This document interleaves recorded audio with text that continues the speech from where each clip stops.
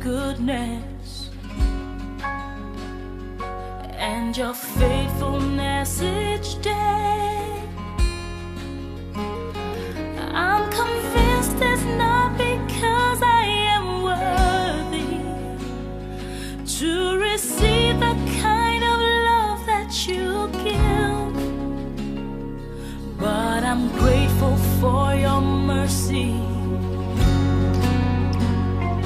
and I'm grateful for your grace. And because of how you poured out yourself, I have come to sing this song out in praise.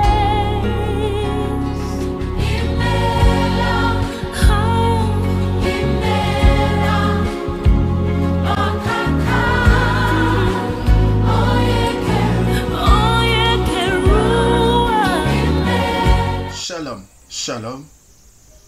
Bienvenue sur la STV, savoir pour grandir dans la foi.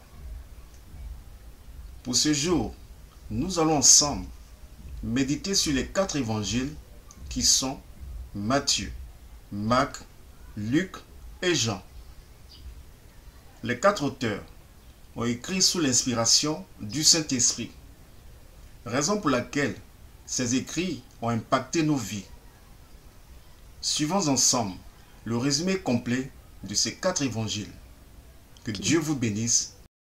Gloire en gloire, de gloire en gloire, tu m'emmènes, tu m'emmènes. L'Évangile selon Luc. Il s'agit de l'un des récits les plus anciens de la vie de Jésus et c'est en réalité la première partie d'une œuvre liée en 2 volumes, Luc et Actes. Si vous comparez les premières lignes de ces 2 livres, il est évident qu'ils sont du même auteur. Il y a des indices dans le livre des Actes ainsi que dans une ancienne traduction qui indiquent que c'est Luc. Et en plus d'être le compagnon de voyage et le collaborateur de l'apôtre Paul, nous savons aussi qu'il était médecin. Luc commence son ouvrage par une préface nous expliquant comment et pourquoi il écrit ce livre. Il reconnaît l'existence de nombreux autres récits honorables de la vie de Jésus dans le monde. Mais il souhaitait revenir à la tradition des témoins oculaires du plus grand nombre possible parmi les premiers disciples afin de créer ce qu'il appelle un récit ordonné des choses accomplies parmi nous. En fait, le mot « accompli » nous indique pourquoi Luc a écrit ce récit, car pour lui, l'histoire de Jésus n'est pas juste de l'histoire ancienne. Il veut montrer quel est l'accomplissement de l'histoire de la longue alliance entre Dieu et Israël, et à plus grande échelle, celui de l'histoire entre Dieu et le monde entier.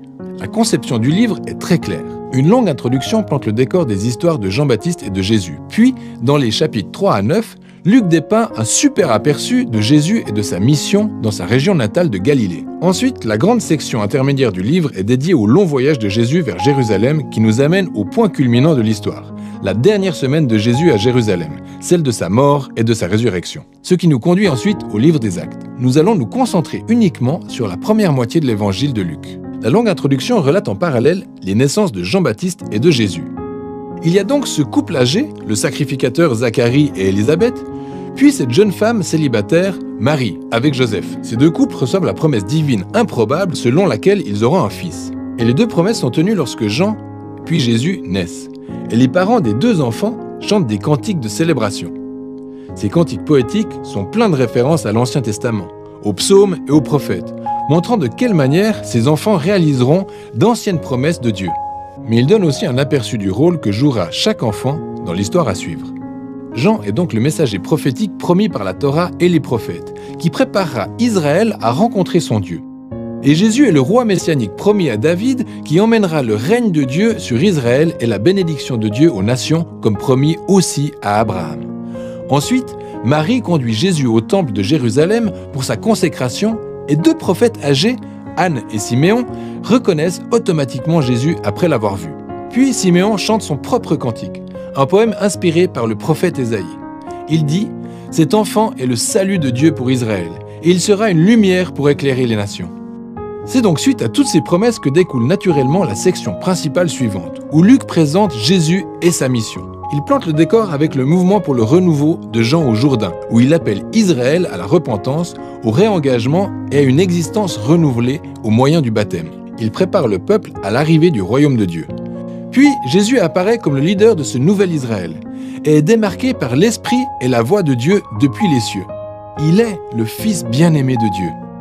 Après quoi, Luc continue de remonter la généalogie en retraçant les origines de Jésus jusqu'à David, puis à Abraham, ainsi de suite jusqu'à Adam du livre de Genèse. Luc déclare ici que Jésus est le roi messianique d'Israël qui apportera la bénédiction de Dieu, mais pas seulement à Israël, la famille d'Abraham. Il est ici pour tous les fils d'Adam, pour l'humanité tout entière. Ensuite, Luc a stratégiquement placé l'histoire de Jésus se rendant dans sa ville natale, Nazareth, où il démarre sa mission publique.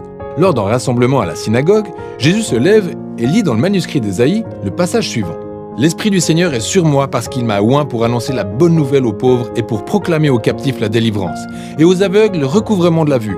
Il m'a envoyé pour libérer les opprimés. » Tout comme les autres évangiles, Jésus est présenté ici comme le roi messianique apportant la bonne nouvelle du royaume de Dieu. Mais ce que Luc met particulièrement en lumière ici, ce sont les implications sociales de la mission de Jésus. Il apporte la liberté, aphésis en grec. Ce mot signifie littéralement « libération » et fait référence à l'ancienne pratique juive de l'année du jubilé décrite en Lévitique 25. Il s'agit du moment de la libération de tous les esclaves israélites, de l'effacement des dettes du peuple et de la remise des terres vendues aux familles. C'est toute une reconstitution symbolique de la justice libératrice et de la miséricorde de Dieu. Jésus dit ensuite que cette bonne nouvelle de libération est spécialement dédiée aux pauvres. Dans l'Ancien Testament, les pauvres, ou ani en hébreu, font référence à une bien plus large catégorie de personnes que celles qui n'ont pas assez d'argent. Cela désigne également les personnes de faible statut social dans leur culture, comme les handicapés, les femmes, les enfants et les personnes âgées. Cette catégorie inclut aussi les exclus sociaux, comme ceux appartenant à des groupes ethniques, ou les personnes dont les mauvais choix de vie les ont exclus des cercles religieux acceptables. Et Jésus dit que le royaume de Dieu est particulièrement une bonne nouvelle pour ces personnes. Après cela, Luc nous présente immédiatement une vaste série d'histoires démontrant ce qu'est la bonne nouvelle de Jésus pour les pauvres. Il s'agit notamment de la guérison d'une femme malade, alitée ou d'un homme atteint d'une maladie de peau ou d'une personne paralysée. Il y a aussi des histoires dont celle de Jésus accueillant dans sa communauté un collecteur d'impôts comme Lévi qui n'est pas pauvre financièrement mais est exclu de la société. Il y a une histoire où Jésus accorde le pardon à une prostituée. Luc nous montre comment le royaume de Jésus a permis de rétablir et de bouleverser complètement les conditions de vie du peuple. Il élargit le cercle de personnes appelées à découvrir le pouvoir de guérison du royaume de Dieu. Alors que la mission de Jésus attire de nombreux adeptes, il fait quelque chose d'encore plus provocateur. Il rassemble ces personnes pour former un nouvel Israël en établissant à leur tête comme leader 12 disciples en référence aux 12 tribus d'Israël. Et ensuite, Jésus détaille son manifeste d'un royaume inversé dans ce que Luc appelle le sermon dans la plaine.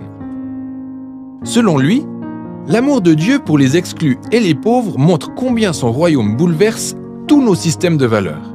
Il est venu pour former un peuple de Dieu nouveau et qui acceptera l'invitation de Jésus en faisant preuve d'une extrême générosité au service des pauvres. Un peuple appelé à diriger en se mettant au service des autres et à vivre dans la paix et le pardon. Un peuple profondément pieux mais qui rejette l'hypocrisie religieuse. Le fait est que cette vision extrémiste du royaume de Jésus émane de l'autorité divine et elle commence à provoquer résistance et controverse, en particulier chez les chefs religieux d'Israël. L'aide qu'il apporte aux personnes douteuses est une menace pour leur tradition religieuse et leur vision de la stabilité sociale. Et donc il commence à accuser Jésus de blasphémer contre Dieu, d'être un ivrogne et de se mêler aux pécheurs. Cette partie amène les disciples à une nouvelle révélation de la mission de Jésus. Il confirme être le roi messianique. Et il démontrera son règne sur Israël en mourant à Jérusalem. En devenant le roi et serviteur meurtri d'Ésaïe 53 qui succombe pour les péchés d'Israël. Il y a ensuite ce fait carrément surprenant relaté dans l'histoire suivante, alors que Jésus gravit une montagne avec 3 de ses disciples et qu'il se transforme subitement devant eux. Ils sont enveloppés dans la nuée de la présence de Dieu qui annonce « Celui-ci est mon fils élu ». Puis on voit Moïse et Élie qui sont aussi présents, les 2 autres prophètes ayant rencontré la présence et la voix de Dieu sur une montagne. Et Luc nous raconte qu'il discute de l'exode de Jésus qu'il est sur le point de réaliser à Jérusalem. Et le mot grec « exodus » est une référence claire à l'histoire de l'exode. Luc présente Jésus ici comme un nouveau Moïse qui mènera son Israël nouvellement formé vers la liberté en le délivrant de la tyrannie du péché et du mal sous toutes ses formes, personnelles, spirituelles et sociales. Et c'est ce qui nous mène à la seconde moitié du livre.